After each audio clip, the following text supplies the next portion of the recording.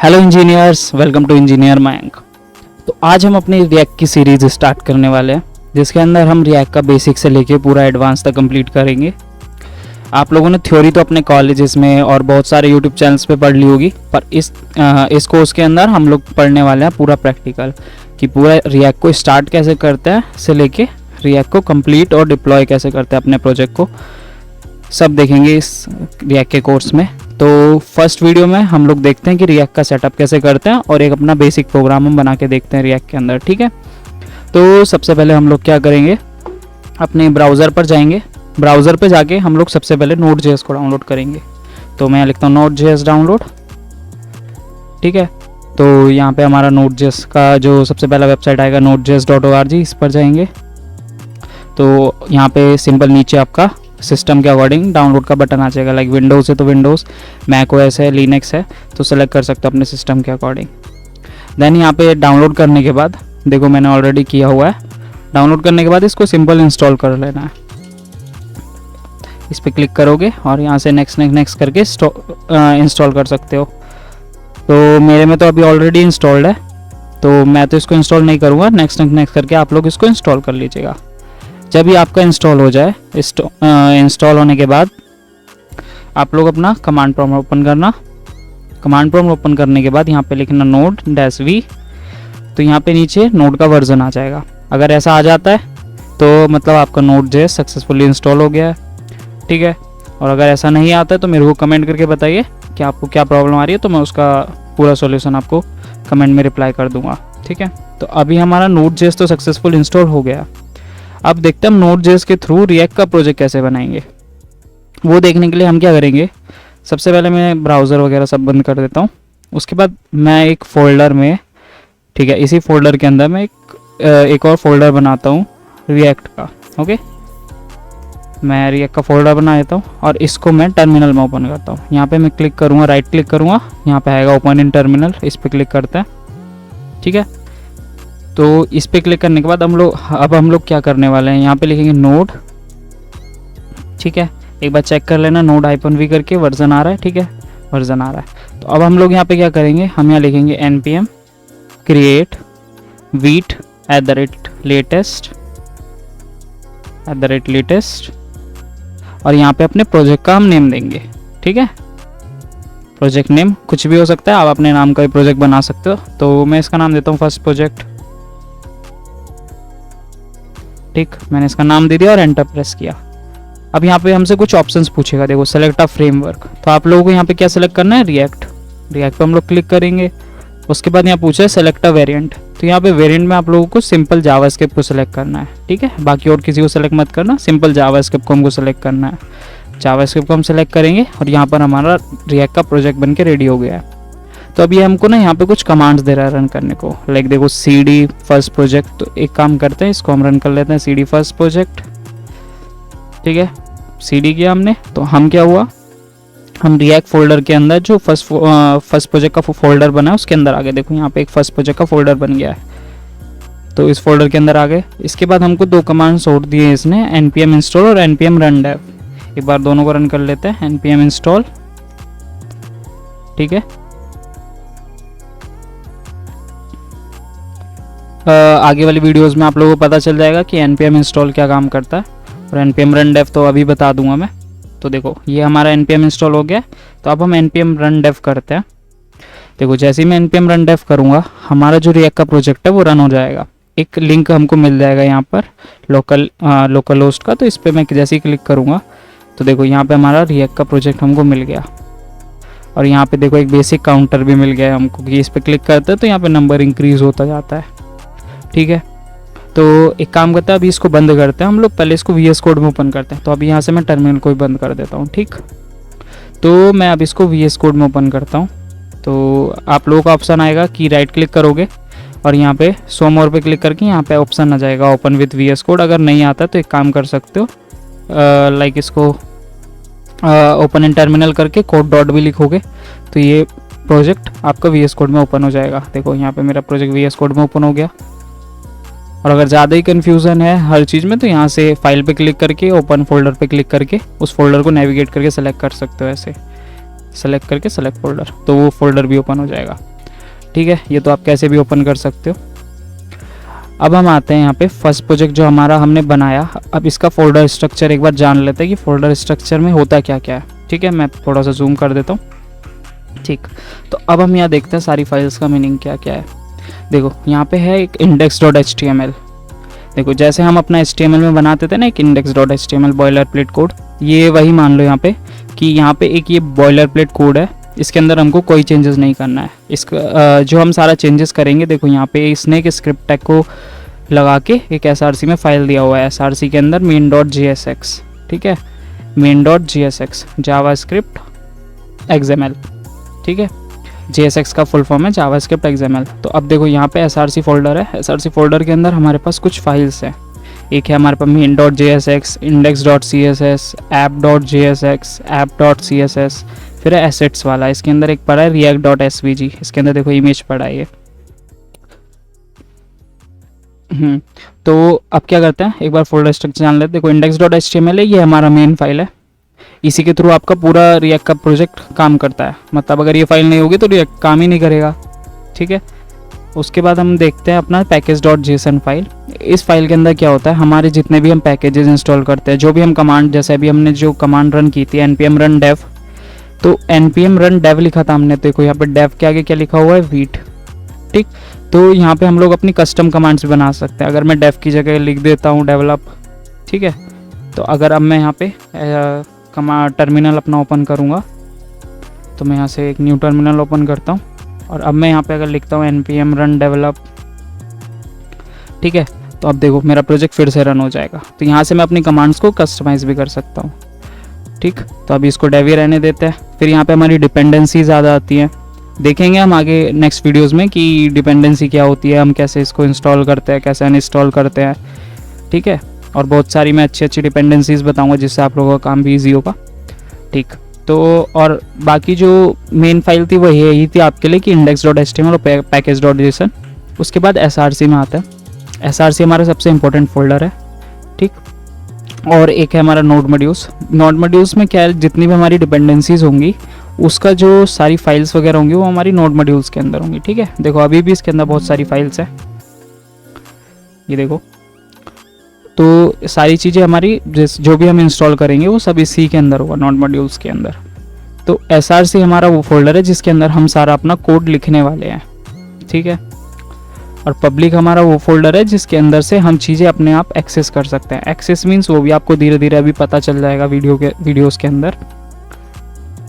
तो अभी देखो हमारे पास src है, src के अंदर हमारे पास 4 फाइल्स हैं अभी, main.jsx, index.css, app.jsx और app.css। तो main.jsx में क्या है, इसने कुछ कोड लिखा हुआ है। ठीक है, अब इस कोड को देखते हैं। इस कोड में सिंपल लिखा हुआ है create root document.getElement by id, document.getElement by id। देखो ये तो देखा देखा लग रहा है ना, document.getElement by id। इसके अंदर देखो create root कहाँ से आ रहा है, React DOM के क्लाइंट से। मतलब ये ऑलरेडी एक फंक्शन बना हुआ है, इसके अंदर हम अपना रूट पास करते हैं। ठीक है, जो हमारा रूट होगा, और उस रूट को ये सेलेक्ट करके उसके अंदर रेंडर कर देगा किसको, जो हमारा रिएक्ट का कोड होगा उसको। अब जैसे देखो यहाँ पे रूट लिखा हुआ है, अभी तो रूट है। मैं एक काम करता हूँ, पहले इसको रन करता हूँ, npm run dev। ठीक है, मैं यहाँ पे इसको रन किया, मैं इसको ओपन करता हूँ, देखो यहाँ भी अच्छे से चल रहा है सब कुछ। ठीक है, अब मैं यहाँ पे क्या काम करता हूँ, रूट की जगह ऐप लिख देता हूँ। ठीक है, जैसे ही मैंने ऐप लिखा, यहाँ पे देखो कुछ नहीं आ रहा है, अब सब कुछ गायब हो गया। क्यों वहाँ पे रूट लिखा था, यहाँ देखो index.html में आते हैं, यहाँ पे एक div बना हुआ है जिसकी आईडी रूट है। तो main.jsx में हम उस एलिमेंट को, रूट एलिमेंट को सेलेक्ट कर रहे हैं यहाँ पर कि उस div के अंदर ही हमारा पूरा रिएक्ट का कोड लिखा जाएगा। तो मैं जैसे यहाँ पर अभी अगर ऐप कर देता हूँ, ठीक है, और अब हम एक बार देखते हैं, देखो हमारा रिएक्ट का कोड यहाँ पे सही हो गया है। पर क्या यहाँ पे CSS इसका थोड़ा ख़राब हो गया है। वो किस लिए हुआ है, क्योंकि जो हमारा index.css है इसके अंदर रूट को CSS दिया गया है। ठीक है, ठीक, पर हमारे पास क्या है, अभी ऐप है, इसीलिए वहाँ पे गड़बड़ हुआ है थोड़ा। तो अब हम यहाँ पहले इसको रूट ही कर देते हैं और main.jsx में भी मैं इसको रूट कर देता हूँ। ठीक, अभी हमारा कोड जो है पूरा सही हो गया है। ठीक, तो ये था main.jsx का काम। ठीक है। main.jsx हमारी मेन फाइल होती है रिएक्ट की, जो कि हमारे रूट एलिमेंट को सेलेक्ट करके उसके अंदर पूरा रिएक्ट का कोड कंपाइल करती है। ठीक, अब आते हैं अपना app.jsx। app.jsx वो फाइल है जिसके अंदर हमारा कस्टम कोड लिखा हुआ है। देखो जैसे यहाँ पे लिखा है ना वीट प्लस रिएक्ट, इसकी जगह मैं लिख देता हूँ कुछ भी ER Mayank। तो अब हम यहाँ पे देखेंगे, देखो ER Mayank लिखा हुआ आ गया, काउंटर बटन भी लिखा हुआ है, सब्सक्राइब नाउ बटन, देखो यहाँ पे सब्सक्राइब नाउ हो गया। अब इस पर क्लिक करेंगे तो यहाँ पे काउंटर इंक्रीज हो रहा है। ठीक है, इसके अंदर हम चेंजेस कर सकते हैं, पर main.jsx में जो लिखा हुआ है इसके अंदर अभी कोई चेंजेस नहीं करने हैं हम लोगों को। ठीक है, आने वाली वीडियोस में हम इसके अंदर भी बहुत सारे चेंजेस करेंगे, पर अभी कुछ नहीं करना है क्योंकि अभी हम लोग सब सीख रहे हैं। तो main.jsx हमने जान लिया। app.jsx के अंदर हम लोग अपना कोड लिख सकते हैं जो भी हमको लिखना होगा। index.css हमारी बेसिक CSS वाली फाइल है, इसके अंदर पूरा CSS लिखा हुआ है। देखो यहाँ पे main.jsx में हम देखेंगे इसने इंपोर्ट किया हुआ है, इंपोर्ट index.css, तो इसीलिए ये CSS अप्लाई हो रहा है। अब मैं इसको कमेंट कर देता हूँ, देखो यहाँ पे, अब देखो इस पर कोई CSS अप्लाई नहीं हो रहा है। ठीक, बस यही काम था उस फाइल का। तो एक काम करते हैं हम लोग ना, सारी फाइल्स को डिलीट कर देते हैं, हम लोग खुद से बनाते हैं। मैं इसको डिलीट कर देता हूँ। अब देखो ऐप के अंदर भी app.css बनाया हुआ है, देखो यहाँ पे इसको इंपोर्ट भी किया हुआ है। ठीक है, तो एक काम करते हैं हम लोग भी अपना एक काउंटर ऐप बना के देखते हैं कैसे बनाएंगे। मैं सब फाइल्स को डिलीट कर देता हूँ। ठीक है, मैं इसको डिलीट कर देता हूँ, index.app.jsx को भी डिलीट कर देते हैं, index.css को भी डिलीट कर देते हैं। ठीक है, और ये एसेट्स वाला फोल्डर है इसको भी डिलीट कर देते हैं। और हमको क्या डिलीट नहीं करना है, main.jsx को हमको डिलीट नहीं करना है।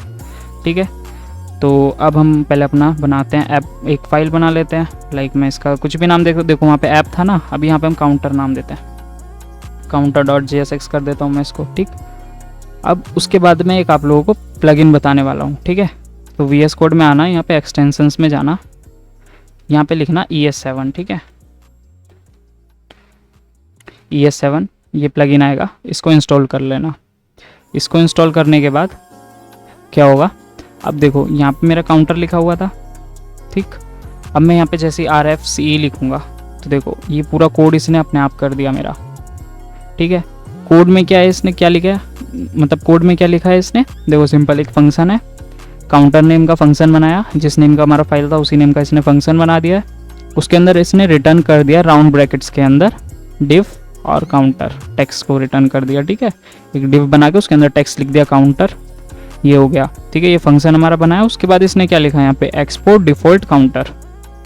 एक्सपोर्ट डिफ़ॉल्ट किस लिए लिखा है यहाँ पे, कि जो हमारा पूरा फोल्डर है, मतलब जो हमारा रिएक्ट का प्रोजेक्ट है उसके अंदर हम काउंटर को यूज़ कर पाएँ। मतलब अगर मैं कोई और फाइल बनाता हूँ, लाइक मैं बना देता हूँ app.jsx में बना देता हूँ यहाँ पे, इसको मैं RFC करूँगा। ठीक है, यहाँ बन गया बेसिक।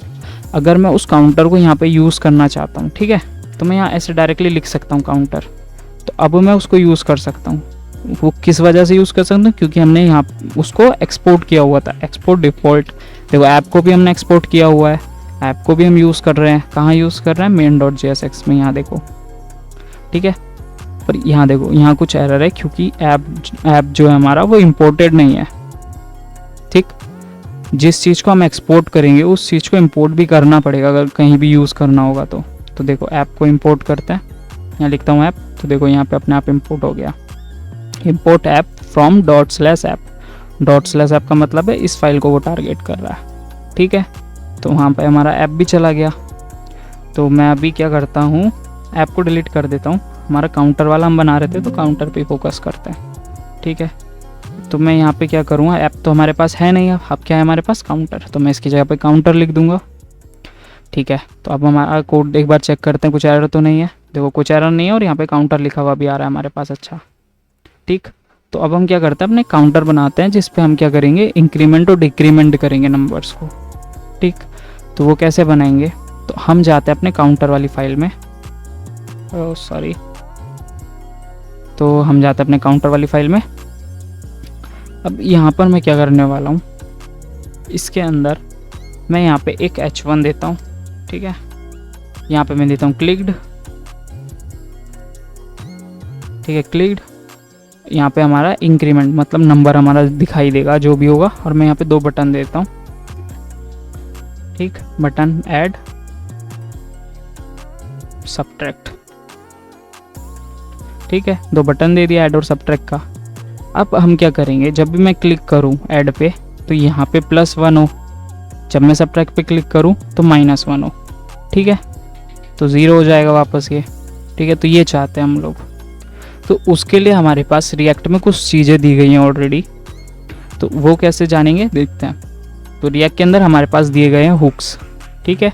हुक्स क्या काम करते हैं, अभी बेसिकली हुक्स को समझ लो कि वो एक प्रीडिफाइंड फंक्शंस है जो कि हमारे को कुछ प्रीडिफाइंड फीचर्स हैं जो कि हमें एडवांस चीज़ों को यूज़ करने में मदद करते हैं रिएक्ट के अंदर। लाइक हम देखते हैं, अभी देखते हैं हम लोग, एक होता है यूज स्टेट, ठीक है, यूज स्टेट। अब ये क्या काम करता है, ये एक सबसे ज़्यादा यूज़ होने वाला हुक है रिएक्ट के अंदर।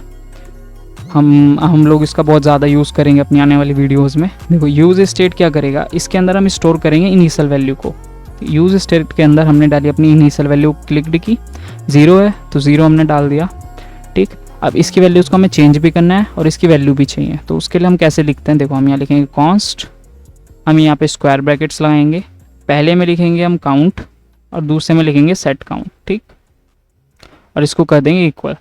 अब ये देखो कुछ फॉर्मेट इसका कुछ इस टाइप से होगा कि एक कांस्टेंट वेरिएबल बनाया, उसको हमने स्क्वायर ब्रैकेट्स में 2 वेरिएबल दिए, एक काउंट दिया एक सेट काउंट दिया, ठीक है। अब यू और इक्वल्स टू में हमने यूज स्टेट के अंदर इनिशियल वैल्यू दे दी 0 काउंटर की, ठीक। अब जो काउंट है वो हमको वैल्यू देगा और जो सेट काउंट है वो वैल्यू को सेट करेगा। अब देखते कैसे काम करेगा ये, देखो जैसे ही मैं इसको यहाँ पे डालता हूँ, ठीक है, रिएक्ट के अंदर अगर कुछ भी वेरिएबल को यूज़ करना है HTML के बीच में तो सिंपल हम कर्ली ब्रैकेट्स के बीच में उस वेरिएबल को डाल देते हैं, ठीक, ठीक है। तो अब हम क्या काम करते हैं, जब भी हम अपने ऐड बटन पे क्लिक करें तो काउंटर की वैल्यू इंक्रीज हो। देखो अभी मैं जैसे यहाँ पे लिखता हूँ 100, ठीक, 100 कर दिया तो यहाँ देखो 100 दिखाई देने लगा हमको, ठीक है। एक काम करते हैं, इसको साइड बाय साइड ओपन कर लेते हैं, थोड़ा ज़्यादा अच्छे से दिखाई देगा, ठीक है। इसको मैं अभी बंद कर देता हूँ। अब देखो यहाँ 100 लिखा हुआ है, मैं यहाँ पे कुछ भी लिखूँगा वो इनिशियल वैल्यू हो जाएगा, ठीक है। तो अभी इनिशियल वैल्यू हम 0 देते हैं, ठीक, मैं थोड़ा जूम कर देता हूँ इसको, ठीक है। अभी इनिशियल वैल्यू हमारे पास 0 है। अब मैं क्या करूँगा, जब भी मैं ऐड पे क्लिक करूँ, ठीक है, मैं यहाँ लिखूँ, क्या लिखूँगा यहाँ पे, ऑन क्लिक, ठीक। यहाँ पे एक हम फंक्शन बनाएंगे रिएक्ट के अंदर, हम ऑन क्लिक पर इस टाइप से फंक्शन बनाते हैं, सिंपल कर्ली ब्रैकेट्स के बीच में मैं एक फंक्शन बना दूंगा। उस फंक्शन के अंदर हम क्या करेंगे, सेट काउंट, क्या करेंगे, काउंट +1, मतलब हमने यहाँ पे क्या किया, सेट किया काउंट को, जो काउंट की पहली वाली वैल्यू थी 0 थी उसके अंदर 1 जोड़ दिया, अगर उसकी वैल्यू 1 होती तो उसके अंदर भी हम 1 जोड़ देते, 1/2, ठीक है। इसी टाइप से हमने किया, सिंपल किया, ज़्यादा कुछ रॉकेट साइंस नहीं लगाई है। और सिंपल मैं अगर ऐड पे क्लिक करूँगा तो यहाँ देखो 1 इंक्रीमेंट होने लगा हमारी चीज़ें, ठीक है, काउंटर इंक्रीमेंट हो रहा है अच्छे से। अब सबट्रैक्ट का कैसे लिखेंगे कोड हम, एक बार कमेंट करके बताओ सब लोग,